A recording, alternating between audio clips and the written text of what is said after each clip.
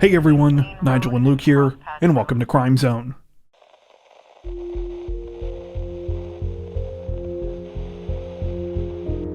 A Colorado man apparently owes his life to an unlikely fashion accessory after his knockoff silver necklace took a bullet for him last week. A bullet the police say otherwise likely would have killed him. The strange situation came to light on May 29th when representatives from Colorado's Commerce City Police Department released a post about the incident on their Facebook page. Not many details were provided about the shooting itself, though authorities say it happened sometime the day before. During the incident, a man, who police identified as Richard Hillman, allegedly shot the victim during the middle of an argument. The .22 caliber round that was fired from the weapon was headed straight for the victim's neck, but instead hit his 10mm wide metal chain.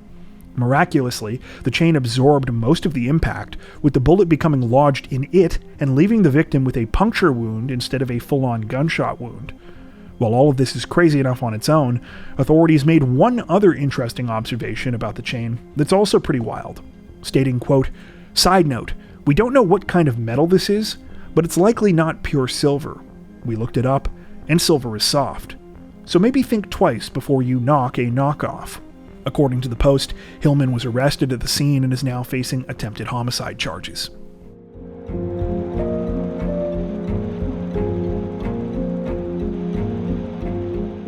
If you're a regular viewer of our Crimes of the Week series, you might remember that last week we brought you a pretty wild story out of Ann Arbor, Michigan. Specifically, the case of 44-year-old Corey Harris, the man who recently went viral after showing up to a virtual court hearing for a suspended driver's license charge while he was in the middle of driving his car. The whole thing started on May 15th when Harris joined the proceedings, which were being held over Zoom. Things didn't get very far, though, before the judge in the case, Cedric Simpson, took a look at the suspended driver's license charge in front of him and then realized that Harris was behind the wheel at that very moment, leading to this amusing exchange. Mr. Harris, are you driving? Actually, I'm pulling into my doctor's office, actually. So just give me 1 second. I'm parking right now. I'm pulling in right now at this second. Yes, I am. All right. What are we doing? Your Honor, we are respectfully requesting an adjournment in this matter, up possibly 2 to 4 weeks if the court would allow. Okay. So maybe I don't understand something. This is a driving while license suspended? That is correct, Your Honor. And he was just driving. And he didn't have a license.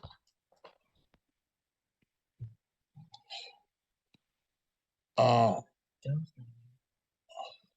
is with the charges, Your Honor, yes. No, I'm looking at his Yes. record. He doesn't have a license. He's suspended and he's just driving. That is correct, Your Honor.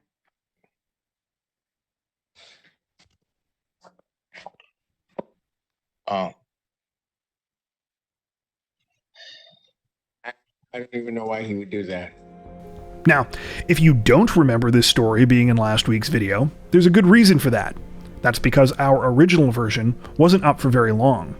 Just minutes after we set our video live, we started receiving a number of comments saying that we had gotten this story wrong. It turned out that there had been an update that we weren't aware of, one that seemed to completely change the context of everything that had happened. According to these updated reports, Corey Harris's driver's license wasn't supposed to be suspended at the time the viral Zoom clip was recorded.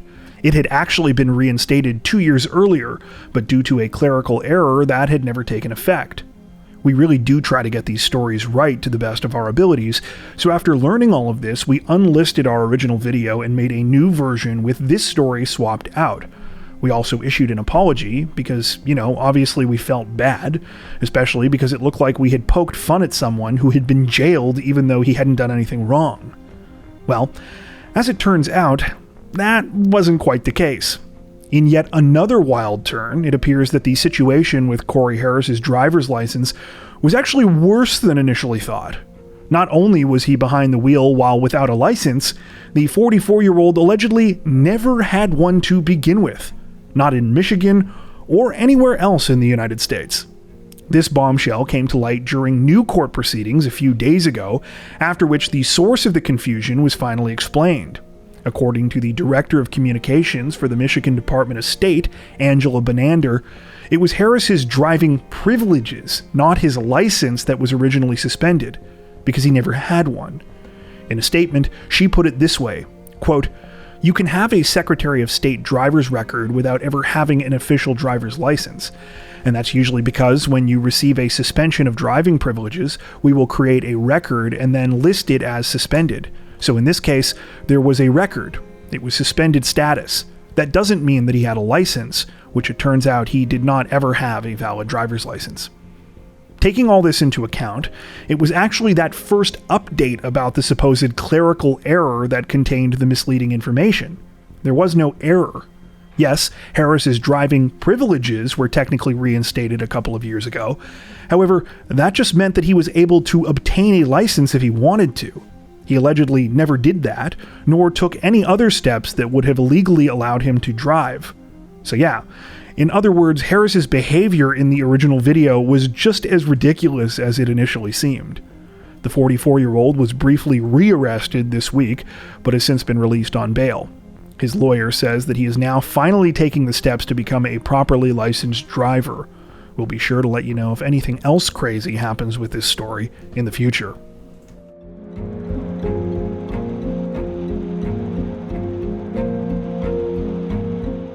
A 24-year-old California content creator is in hot water this week after he was slapped with federal charges over a YouTube video he made last year, one that authorities say contains highly dangerous and illegal stunts.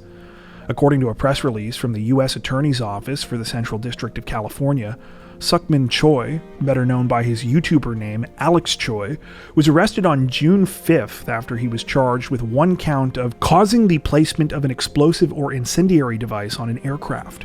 The charges relate to a video the 24-year-old made and released in July of 2023, in which fireworks were shot from a helicopter to destroy a Lamborghini. The video, which was fittingly titled "Destroying a Lamborghini with Fireworks," reportedly shows the supercar racing around the desert somewhere in San Bernardino County, while a helicopter flies low overhead and a barrage of pyrotechnics are shot at it from above. Though it has since been taken down from YouTube, in the video, Choi can apparently be seen speaking at length about how he created and shot the footage. He can also be seen pressing a button that says "Fire Missiles," after which the fireworks begin raining down on the vehicle. There are several problems with what Choi did, according to officials. For starters, he didn't have the relevant permits for his video shoot, and allegedly purchased the fireworks in Nevada because they are illegal in California. The biggest issue, though, is the fact that the fireworks were strapped to the helicopter. Apparently, this is considered mounting a weapon on an aircraft. The charge Choi is facing is no joke either. According to reports, if convicted, he could be looking at up to 10 years in federal prison. At the time of this recording, Choi has been released on $50,000 bond. The case is expected to resume early next month.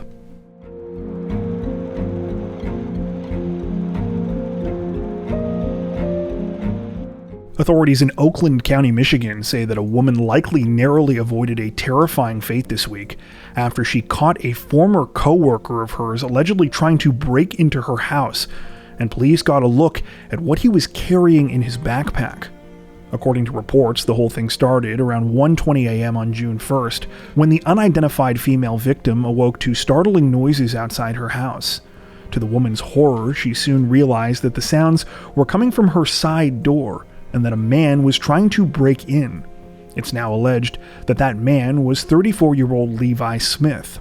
Acting immediately, the woman pressed the panic alarm on her home security system and also called 911. When Smith realized what the victim was doing, he reportedly tried to flee. However, he wasn't able to escape before police could arrive. It's probably a good thing too, considering what happened next.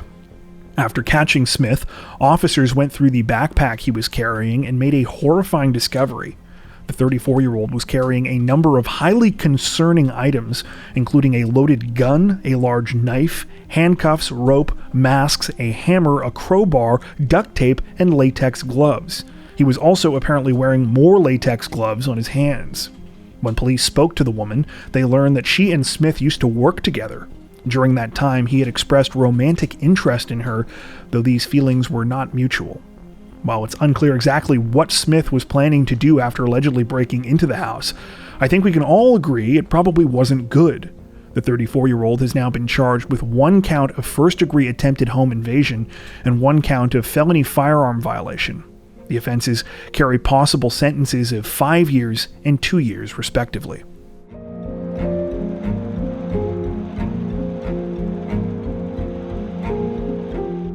A homeless Florida man is facing several charges this week after he allegedly smashed his car directly into his local county jail, a crime that was apparently just part of a bizarre and unhinged attack on police.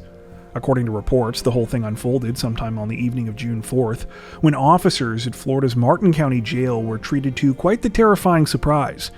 In the middle of what was otherwise a normal Tuesday evening at the facility, a silver Toyota Camry suddenly came barreling into the lobby, ripping off the building's front doors. Though thankfully no one was standing near the impact site at the time, and the vehicle got stuck while only partially through the doorway, this was not the end of the strange situation. Almost immediately after, the alleged driver, 40-year-old Joseph Leedy, got out and proceeded to put on quite the strange and chaotic display. Leedy, who was apparently wearing a women's blouse and no pants, began pouring motor oil on the floor and saying that he wanted to light it on fire and, quote, kill everyone. Between this and other allegedly homicidal comments towards officers, he reportedly began throwing rubber snakes on the floor and fighting with police and fire personnel. Leedy was eventually restrained and taken to a hospital, though it said that he was uncooperative there as well and brought back to jail. He reportedly did thousands of dollars worth of damage to the Martin County Jail facility and is now facing 4 counts of aggravated assault on a law enforcement officer and criminal mischief of over $1,000.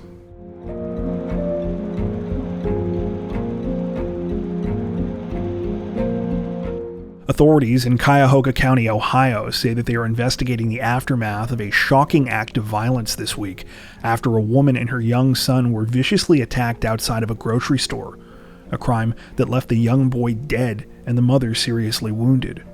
The disturbing incident unfolded at around 3 p.m. on June 3rd, when Margot Wood and her 3-year-old son Julian were finishing up a trip to their local Giant Eagle supermarket in the Cleveland suburb of North Olmsted.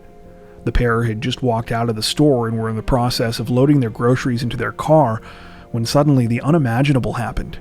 The mother and son were approached by a complete stranger, later identified as 32-year-old Bianca Ellis.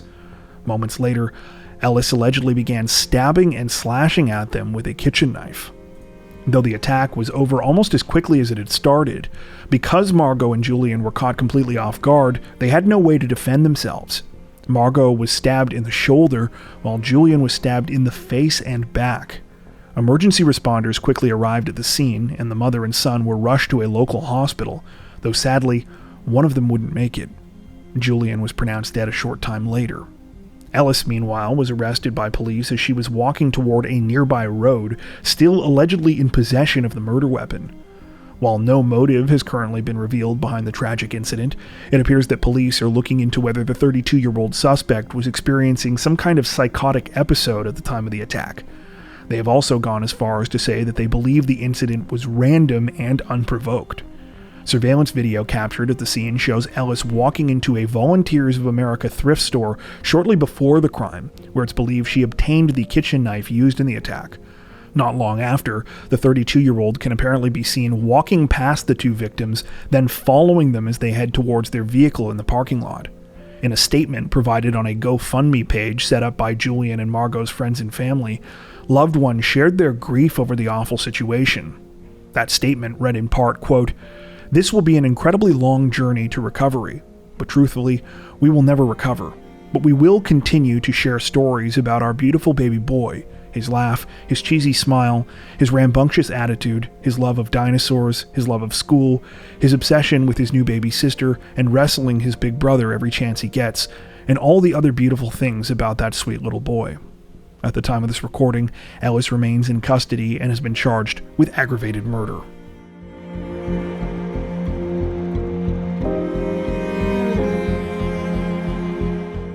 Representatives from the U.S. Marshals Service say that a 23-year-old woman has been successfully taken into custody this week after she allegedly murdered her 3 roommates, then went on the run, a situation that ended in a dramatic car chase. The incident began at around 10 p.m. on June 4th, when police in Spotsylvania County, Virginia, were asked to conduct a welfare check at a home on the 10,500 block of White Street Court. When officers entered the residence, they were quickly met with a brutal crime scene. 3 of the home's residents were dead and had sustained obvious blunt force injuries. They were subsequently identified as 77-year-old Robert John McGuire, 60-year-old Gregory Scott Powell, and 65-year-old Carol Ann Reese. Police described the scene as heinous. After launching an investigation, authorities learned that a 4th person had recently moved into the house where the murders had taken place. Her name was Alyssa Jane Venable, and she was nowhere to be found. Based on the circumstances, a warrant was put out for her arrest. 2 days later, at around 5:45 p.m., Venable was spotted by troopers with the New York State Police as she was driving in her gray 2009 Honda Civic in Steuben County. Police attempted to conduct a traffic stop on Interstate 86. However, Venable refused to pull over and instead attempted to flee. The situation led to a chase, one that reached speeds of over 100 miles per hour. It only came to an end after police deployed tire deflation devices, causing Venable to crash. Following her arrest, the 23-year-old was charged with 3 counts of second-degree murder, as well as use of a firearm during the commission of a felony. Right now, few additional details are available about the case. No motive behind the disturbing incident has been released, and neighbors of the 3 victims say that they mostly kept to themselves. However, it has been revealed that Venable had already been charged last month with misdemeanor assault and battery, shortly after she moved into the residence where the crime took place. Police say that they are currently investigating whether the incident is linked to this week's triple murder case. The situation is still under investigation.